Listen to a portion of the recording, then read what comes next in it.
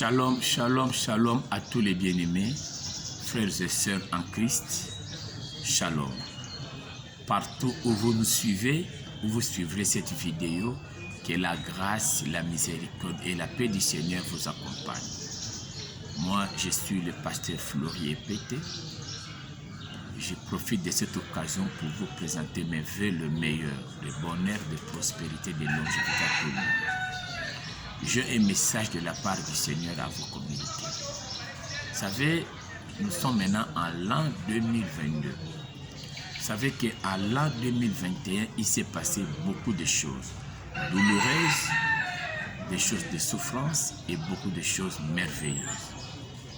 Et je sais que cette année nouvelle, tout le monde aspire que cette année, je ne raterai pas cette année, ça sera pour moi mon année de grâce. Je verrai tout changer cette année. Oui, c'est bien. Mais j'ai un message à vous communiquer.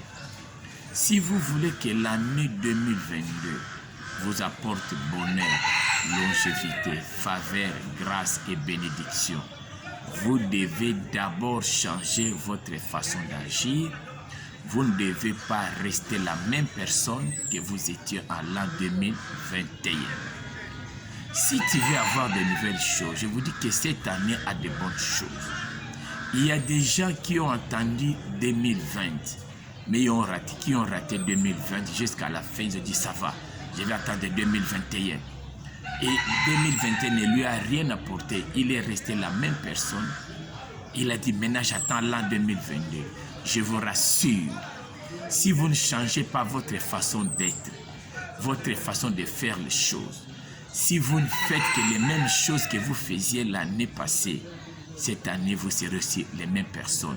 Et l'an 2022 n'aura pas de différence avec l'an 2021.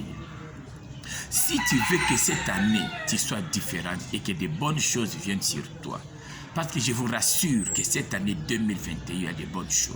Il y a des gens qui vont être bénis, il y a des gens qui vont acheter des parcelles, il y a des gens qui vont voyager, il y a des gens qui seront guéris de maladies incroyables. Il y a des gens qui vont se marier, il y a des gens qui étaient des chômeurs, qui vont avoir du boulot cette année, il y a des gens qui étaient inconvertis et qui vont recevoir Christ cette année, qui auront une nouvelle relation avec Jésus-Christ. Il y a des gens qui seront bénis cette année, mais il y a aussi des gens qui vont pleurer cette année. Alors si tu veux que cette année nouvelle soit pour toi une bonne année, de grâce, de faveur, de bénédiction, où tu verras tout changer dans ta vie, tu dois d'abord changer ta façon d'être. Tu dois d'abord te repentir à ce que tu fais. Vous savez que 2021 n'est pas différent de 2022. Comment? Je vais m'expliquer. Le même soleil qui s'est levé en 2022, 2021, c'est le même soleil qui va s'élever en 2022. 2022 n'apportera pas une autre couleur du soleil. La ligne n'aura plus une autre couleur bleue.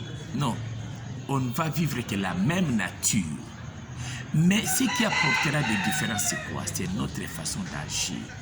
Si nous croyons qu'on va croiser les bras et attendre que 2022 nous apporte bénédiction, sans que nous ne puissions pas changer notre façon d'être, là nous nous trompons. La Bible dit, dans Galates chapitre 6, verset 9, 7 à 9, on ne se moque pas de Dieu. C'est qu'un homme aura semé, il le moissonnera aussi. Tout ce que tu as récolté en 2021, c'est ce que tu avais semé dans ta vie. Si tu priais 10 minutes, ce que tu avais reçu, cela était proportionnel à ta semence. Si tu donnais peut-être à Dieu 20 000 francs comme offrande, et que cette année tu veux avoir le meilleur, tu dois changer ta façon de s'aimer. Si tu donnais 20 000 francs, cette année commence à donner 30 000 francs. Et tu verras que même ce que tu moissonneras changera. Si tu priais 10 minutes l'année passée, et tu veux que cette année de nouvelles choses viennent dans ta vie, tu ne dois pas rester la même personne de continuer à prier 10 minutes. Change ta façon, commence à prier même 30 minutes. Et tu verras que cet écart-là va apporter de nouvelles choses. La Bible dit que celui qui volait ne vole plus. Que celui qui insulté n'insulte plus. Que celui qui était débauché ne soit plus débauché. Quand tu changeras ta personne, ça c'est que la nouvelle personne que tu deviendras apportera aussi de nouvelles bénédictions dans ta vie. Ne pense pas avoir de nouvelles choses si réellement dans ta vie, tu ne changes pas ta façon d'être. Si tu restes la même personne, avec les mêmes actes, avec les mêmes comportements, ne pense pas que 2021, ne pense pas que 2022 a de nouvelles choses à t'apporter. Non, c'est toi qui dois changer ta vie.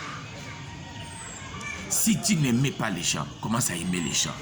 Ces changements apporteront aussi de nouvelles choses dans ta vie.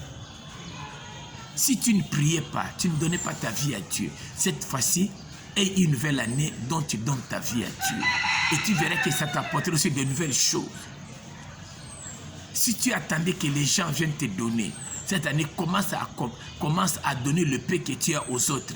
Cette nouvelle vie apportera de nouvelles choses dans ta vie. Et tu vas avoir une nouvelle année 2022 différente de l'année 2021. Si tu ne travaillais pas pour Dieu, comment prendre la décision de travailler pour Dieu? Tu verras que cette nouvelle façon d'agir apportera aussi de nouvelles bénédictions. Ne sois pas là inerte, ne sois pas là oisif, ne sois pas paresseux et attends que de nouvelles choses viendront dans ta vie. Dieu a dit, tant que le soleil sera là, la lune, les étoiles, tant que l'été et l'hiver seront là, la loi du semail et des moissons ne change, ne cesseront point. Tu veux avoir une nouvelle vie, voici le temps de changer sa vie. N'attends pas décembre 2022 venir te bénir, c'est le moment que nous devons commencer à travailler. Comme nous sommes au mois de janvier, si tu veux moissonner une bonne année en 2022, change ta façon de s'aimer. Maintenant nous sommes au début de l'année, change ta façon de travailler, change de nouvelles directives et deviens une nouvelle personne. Si tu étais voleur, ne vole plus, tu verras un changement dans ta vie. Vraiment, marcher avec Dieu. Le peuple d'Israël, quand il voulait quitter Babylone pour aller à Jérusalem, ils n'ont pas dit à Dieu, nous a déjà bénis avec des richesses, allons-y. Non, ils ont demandé à Dieu que tu commences le voyage avec nous. 2022 est un long voyage, un très long voyage. En cours de route, nous ne savons pas ce qui va se produire en janvier. Nous ne savons pas ce qui va se produire au mois de février, au mois de mars. Il y a toujours des surprises. Quand Israël voulait quitter Babylone pour aller à Jérusalem, il devait passer le désert. Il devait passer des grandes forêts où il y avait des bandits, où il y avait des voleurs. Ils se sont confiés à Dieu. Cette année, nous ne savons pas encore la couleur de cette année, mais confions-nous totalement à la direction de notre vie à Dieu. Ne commençons pas seuls, commençons avec Dieu. Moïse a dit, Seigneur, tu nous as donné la terre promise, ça va, mais nous n'allons pas commencer notre voyage si toi-même tu ne marches pas avec nous. Il dit, si tu ne marches pas avec nous, nous ne quitterons pas. Nous ne ferons pas un premier pas sans toi. Et Dieu a dit, ça va Moïse, je marcherai moi-même avec vous. Cette année, marchons avec Dieu. Ne commence pas ta vie seule.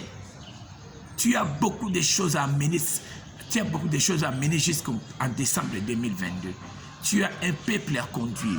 Tu as des enfants à diriger. Cherche le Seigneur. Commence avec Dieu. Appelle Dieu, Seigneur.